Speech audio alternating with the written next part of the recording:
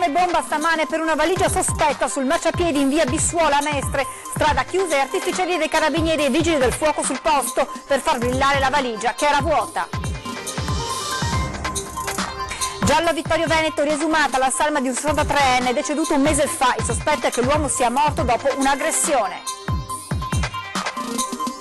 Autonomia, tra il 15 e il 25 novembre potremo presentare al Parlamento una proposta all'annuncio del ministro Boccia dopo la riapertura del negoziato. Intanto Zaia lancia l'ultimatum: se Roma non si muove pronto a portare le 23 materie in Consiglio regionale. Chiuso il cerchio sul responsabile dell'ordigno fatto esplodere a Marcone, un 55enne trevigiano che con questo gesto avrebbe voluto spaventare l'ex compagna. 10 segnalazioni per episodi di caporalato negli ultimi 2 anni, sono quelle avanzate dalla CGIL, nel mirino altrettante cooperative, un fenomeno più subdolo rispetto al Sud Italia. Progetto contro il razzismo a Treviso, 21 studenti dell'Istituto Pio X si sottoporranno ad un test del DNA per poter risalire alle parentele della propria etnia con quelle di altre parti del mondo. È tornato per qualche giorno in Italia dagli USA il piccolo Joe, il bimbo sta affrontando con grinta la fisioterapia in attesa del nuovo delicato intervento alla gamba.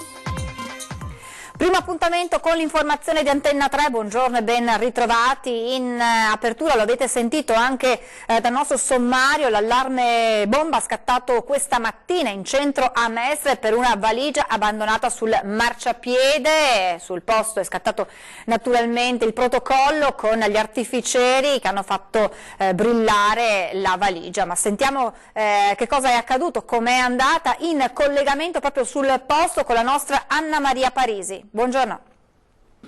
L'allarme adesso è rientrato qui a Mestre, ma è stata una mattinata di grande paura, di grande tensione per il ritrovamento di una valigia che ha destato grande preoccupazione. La valigia in questione è questa, è stata trovata all'angolo tra via Vespucci e via Bissuola questa mattina intorno alle 9 da un passante che, allertato da questa isolata valigia, ha subito chiamato il 112. Subito sul posto i carabinieri del nucleo radio mobile di Mestre, intervenuti con gli artificieri da Padova e agenti della questura di Venezia insieme a agenti della polizia locale, con anche il 118, il SOMI 118 e i vigili del fuoco. Insomma, un grande spiegamento di forze dell'ordine, dicevo, perché c'è stata tanta paura.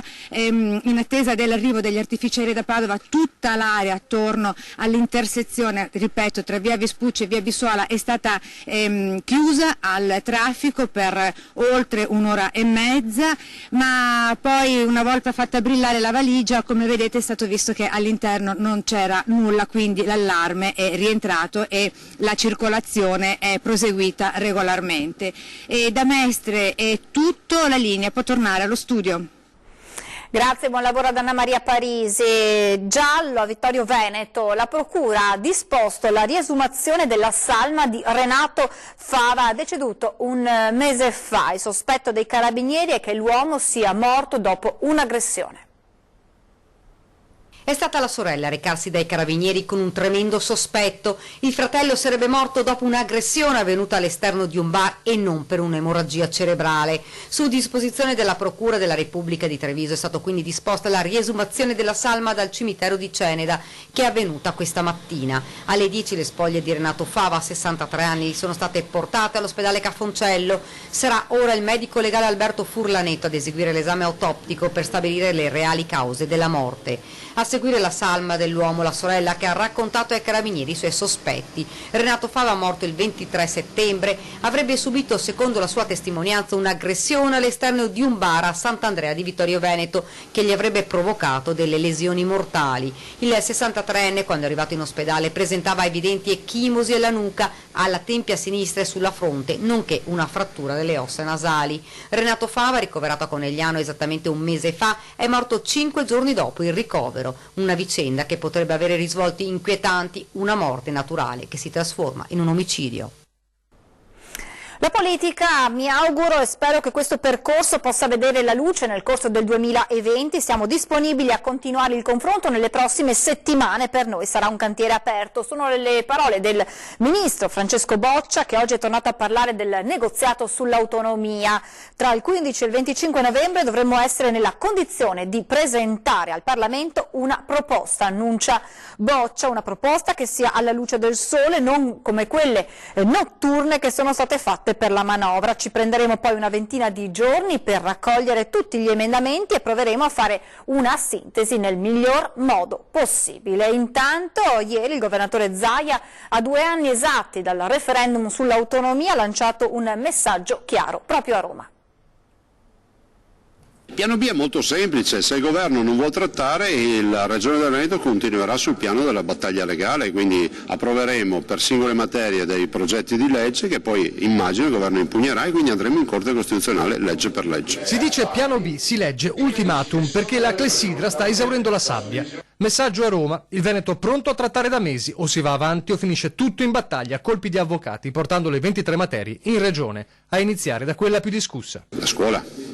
Sulla scuola, perché c'è interesse su questo, perché c'è dibattito e perché vogliamo vedere le vere idee del governo sulla scuola. 2 anni dal plebiscito dei Veneti, da quella domenica piovosa che non fermò oltre 2.300.000 cittadini verso le urne e verso un sì che sembrò più un grido che un voto.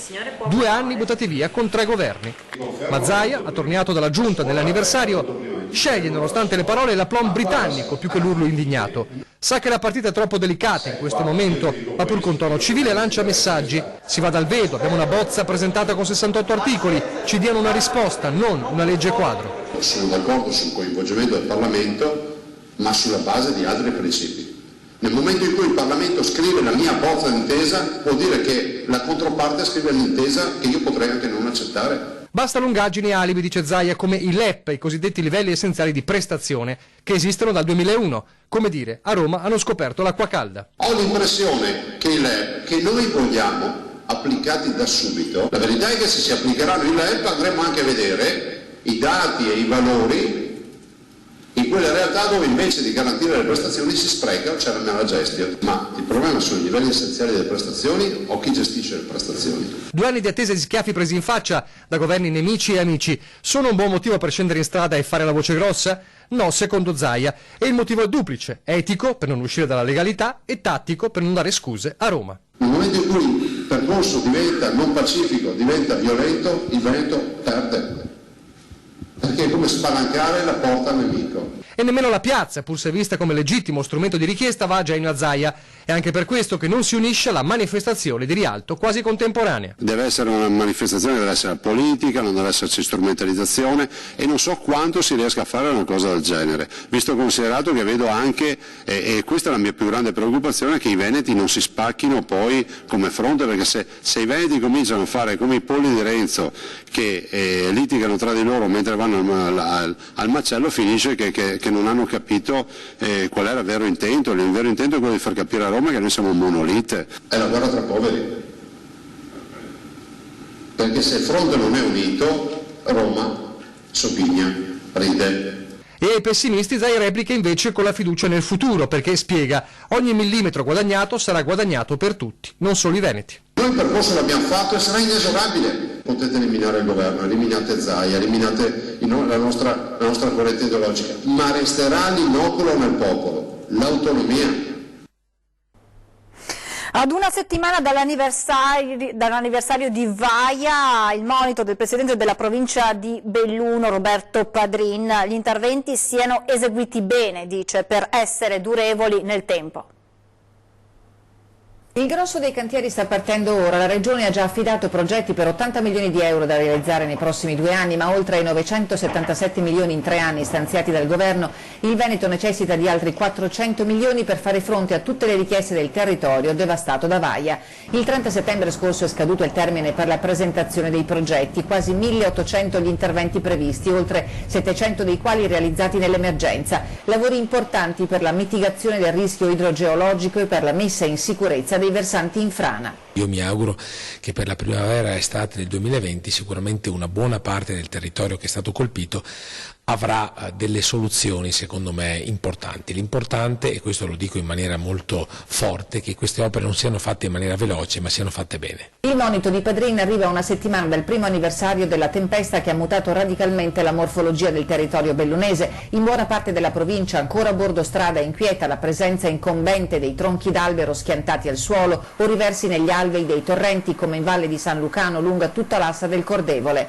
È difficile riuscire a intervenire nonostante ci siano state semplificazioni burocratiche, dice il presidente della provincia, e lo spettro dell'incubo di una nuova tempesta, come in queste ore sta dimostrando quanto è accaduto nell'Alessandrino, non può essere circoscritto a una mera sensazione negativa. Certo, dall'esperienza di Vaia sono scaturite opportunità anche di buone pratiche per lo sviluppo del territorio e di questo martedì prossimo si dibatterà in un convegno organizzato dalla Fondazione Angelini con l'Università di Padova, Comune e Provincia di Belluno e Rete Montagna. Questo sarà un fenomeno che si ripeterà sicuramente. Rispetto al 1966, questa è un'indagine che aveva fatto il professor Dal Paus, a 50 anni di distanza il sistema della protezione civile ha retto molto di più.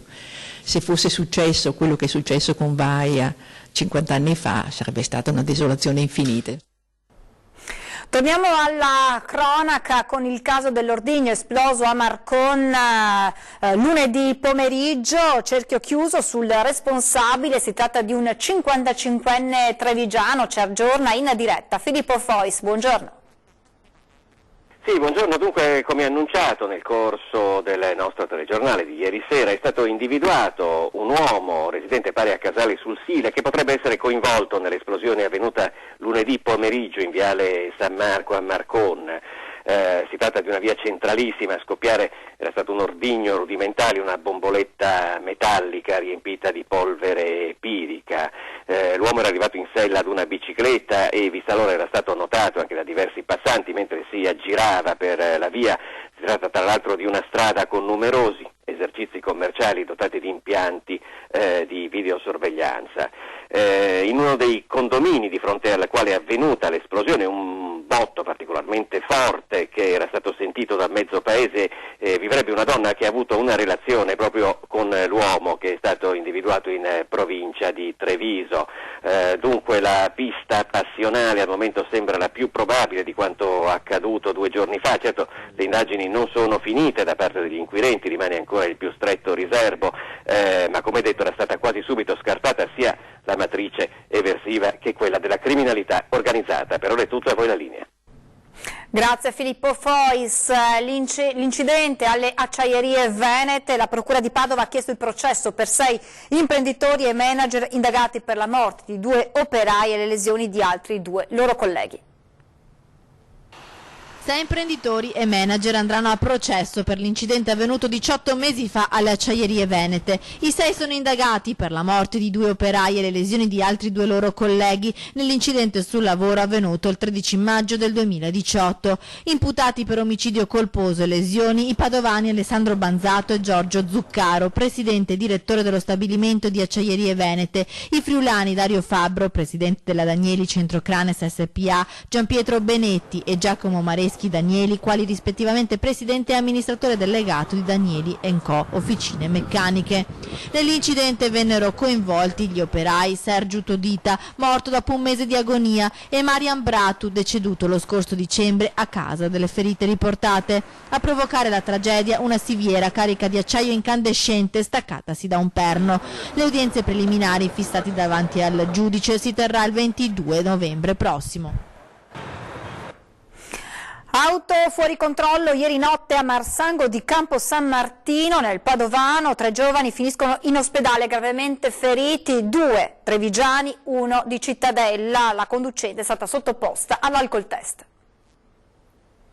Grave incidente stradale nella notte a Marsango di Campo San Martino in via Venezia. La conducente di una Nissan Micra, una 25enne di Riese Pio X, ha perso il controllo dell'auto che è finita contro un muretto in cemento. A bordo della vettura c'erano 2 22enni, uno di Riese e l'altro di Cittadella. Completamente danneggiata l'auto nella parte anteriore e prognosi riservata per i 2 ragazzi trasportati uno a Padova e uno a Cittadella, che per fortuna non sono comunque in pericolo di vita. 30 giorni di prognosi per vari traumi alla schiena e la frattura di un dito della mano per la conducente della macchina. La giovane è stata sottoposta a esami tossicologici per verificarne le condizioni psicofisiche al momento dell'incidente. Restiamo nella città del Santo perché la diocesi di Padova con una nota ufficiale conferma l'allontanamento del sacerdote padovano accusato di aver inviato una foto porno nella chat dei Cresimandi. Appena preso il fatto, in attesa di valutare le esatte circostanze dell'accaduto e di eventuali ulteriori provvedimenti da attuare nei confronti del sacerdote, la diocesi ha provveduto immediatamente ad allontanarlo dalla parrocchia dove prestava servizio e da qualsiasi altro ambito pastorale a tutela della serenità delle persone coinvolte e di tutta la comunità. Queste le parole scritte dal vescovo di Padova, Claudio Cipolla, in una nota ufficiale per confermare la sospensione del sacerdote 73enne, collaboratore della parrocchia delle Cave a Padova, accusato di aver inviato una foto pornografica nella chat di WhatsApp riservata ai genitori dei bambini che riceveranno la comunione e la cresima. Una chat di adulti e non di minori, precisa la diocesi, dettaglio però che non limita l'imbarazzo della curia a seguito di questo nuovo scandalo. Dal sacerdote protagonista nessun commento, al momento dovrebbe trovarsi in una comunità di sacerdoti. Intanto il vicario della diocesi precisa che verifiche sono in corso per chiarire tutti gli aspetti di questa vicenda. È il momento di fermarci per una brevissima pausa pubblicitaria. Restate con noi. Sito. Di nuovo in studio, ieri sera ospite di 20 e 10 il sindaco di Treviso Mario Conte, che tra qualche mese potrebbe diventare il nuovo presidente di ANCI Veneto, anche se per ora il diretto interessato non si sbilancia. Vedere il proprio nome affiancato a dei ruoli così importanti come la presidenza di ANCI Veneto sicuramente fa piacere. Ci tengo però a sottolineare che attualmente il presidente è Maria Rosa Pavanello, che tra l'altro sta svolgendo al meglio il proprio ruolo, sta facendo un ottimo lavoro in rappresentanza di tutti i sindaci in modo assolutamente trasversale, portando a casa dei risultati importanti.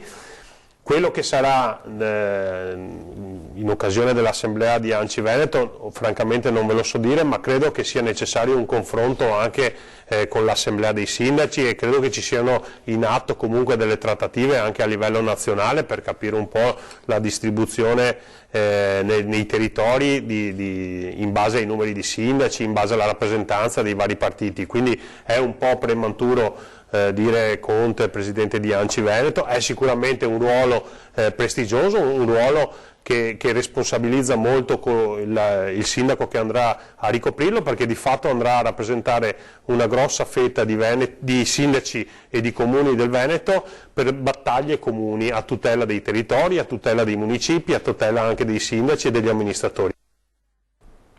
Restiamo a Treviso, 10 segnalazioni per episodi di caporalato negli ultimi 2 anni, sono quelle avanzate dalla CGIL, che a questo fenomeno proprio nella Marca trevigiana ha dedicato un convegno.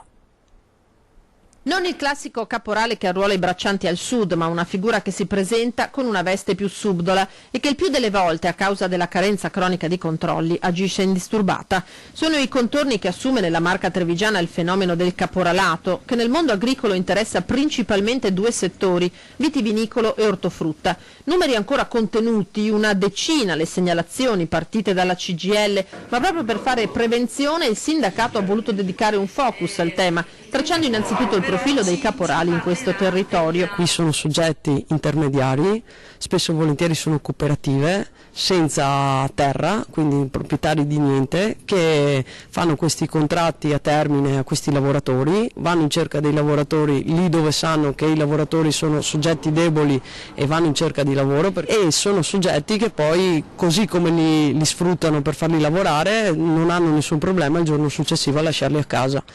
E a volte, e spesso, ed è il fenomeno che ci preoccupa di più, anche quello che si dà con una busta paga, spesso e volentieri si chiede dietro un ritorno di contante. Per garantire il lavoro, cioè, si fanno consegnare dal protetto di turno parte della sua retribuzione, cooperative che agiscono nell'illegalità, contando su aziende che spesso e volentieri fanno finta di non vedere e su una possibilità di incorrere in controlli quasi inesistente. Gli ispettori in Veneto sono 64, vuol dire che c'è una possibilità di ricevere un'ispezione del 0,043%.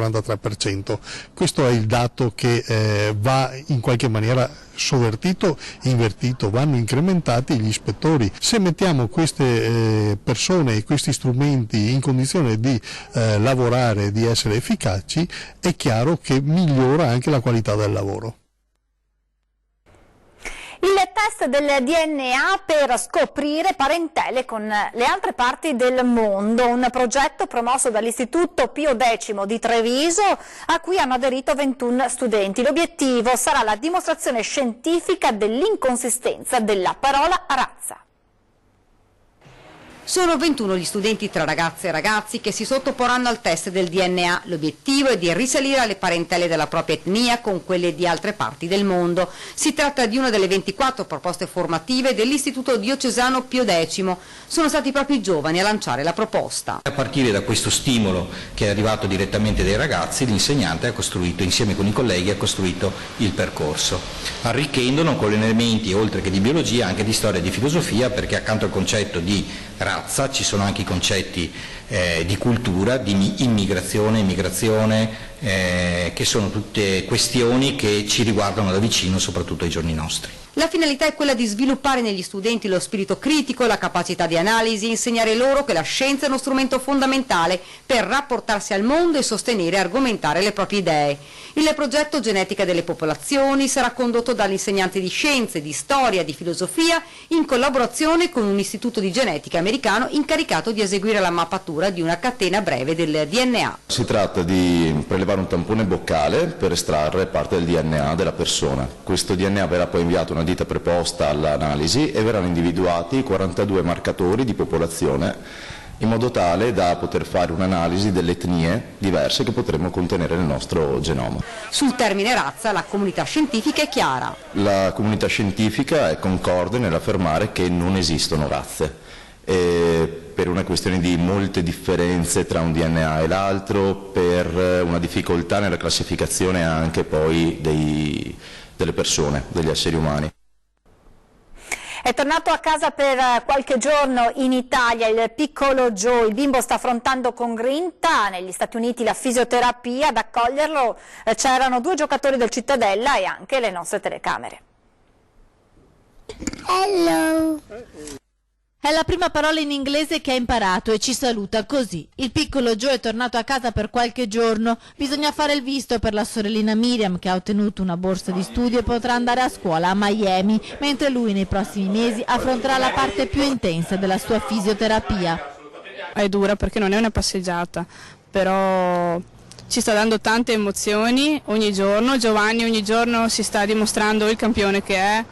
Sta superando la fisioterapia non con poca fatica e non con poco dolore, però lo sta facendo ogni giorno con la speranza di poter giocare a calcio.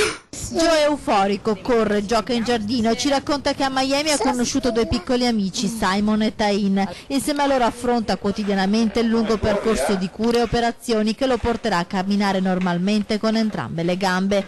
In questi mesi è cresciuto e tra pochi giorni compirà 3 anni. Ormai è diventato bravissimo e ci aiuta addirittura ad intervistare mamma Erika. Sta andando tutto benissimo. La fisioterapia continua, il secondo intervento è stato fatto il 12 settembre e ha portato degli ottimi risultati perché Giovanni adesso piega la gamba a 90 gradi. Il dottore ha deciso di anticipare la rimozione del fissatore al 12 dicembre anziché a fine dicembre, in quanto appunto è entusiasta del risultato. Però Giovanni dovrà dimostrare al dottore entro il 12 dicembre di poter camminare senza questa barra che gli blocca il ginocchio. Ce la fai, vero Giovanni? Sì. Molti gli amici che hanno voluto salutarlo in questa sua breve visita. C'è Luca, il panettiere di San Martino di Lupari, che ha creato per lui i famosi biscotti che hanno contribuito alla raccolta fondi e che ha raccontato la loro amicizia in un libro. E ci sono anche i campioni del Cittadella Calcio, Manuel Iori e Alberto Paleari, che hanno voluto abbracciare a tutti i costi il piccolo Joe. Siamo contenti di averlo qua, l'abbiamo salutato volentieri e adesso cercheremo di aiutarlo per farlo tornare là un po' più sereno. Adesso cercheremo in tutti i modi di aiutarlo appunto a ritornare nel nostro campo e fare gol con noi. E dopo questo pieno di energia casalinga, il nostro piccolo campione è pronto a ripartire per l'America ed affrontare le terapie in vista del grande traguardo di dicembre. Ciao! Consegnati ai bambini di una scuola elementare di Treviso le borracce plastic free.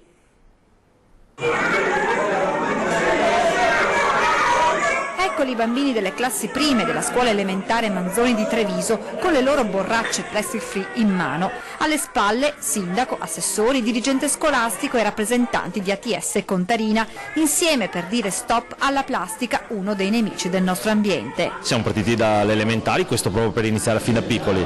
È una grande gioia aver iniziato qui da una scuola di un quartiere e quindi pian piano procederemo a tutte le scuole di Treviso. Il momento della consegna è stato preceduto dalla lettura di una storia da parte del famoso influencer veneto Nicola Canal. Intanto vorrei ringraziare il sindaco per questa opportunità, veramente, sinceramente non è retorica, ma sono contentissimo di essere qua oggi, anche perché anch'io ho la borraccia, questo va detto, sono contento e stare con i bambini per me è il mio habitat e quindi grazie, bello, e i bambini stanno facendo la differenza, ma già la facevano prima, oggi sicuramente hanno avuto una spinta ulteriore. Canal ha catturato l'attenzione dei bambini con la sua simpatia, raccontando la favola del colibrì, dove l'uccellino dà il buon esempio ad altri cuccioli d'animale che, nonostante vengano derisi dai grandi, insieme riescono a spegnere un vasto incendio, a dimostrare come i piccoli possano spingere gli adulti a buone norme di comportamento. La violenza sia bandita, la parola guerra cancellata, la morte per fame solo un brutto ricordo. Che ci sia un gesto di attenzione all'ambiente che coltiva un punto di vista diverso sul mondo, che è la scuola, è il primo e forse più fondamentale passo. Bimbi poi tutti in fila per ricevere la propria borraccia e il messaggio ai piccoli sembra aver centrato il bersaglio. Una volta rientrati in classe, infatti, gli alunni hanno subito appoggiato le loro bottiglie plastic free sul banco pronte all'uso. L'iniziativa, che coinvolgerà le prime delle altre elementari di Treviso, è stata promossa dal movimento Rocking Motion. Abbiamo deciso di proporre questo progetto La Mia Wabo al Comune di Treviso, mettendo assieme una rete di partner specializzati, ognuno nel proprio ambito, quindi Contarina, ATS e i dirigenti delle scuole primarie, per creare proprio una rete che sostenga il progetto nel tempo.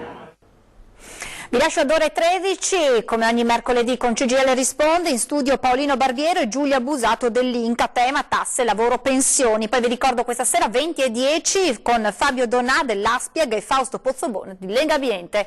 È davvero tutto, vi lascio le previsioni del tempo, buona giornata.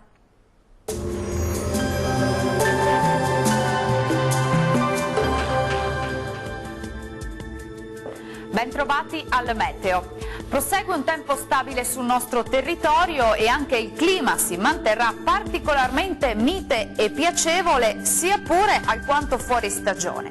Vediamo il dettaglio di mercoledì 23 ottobre.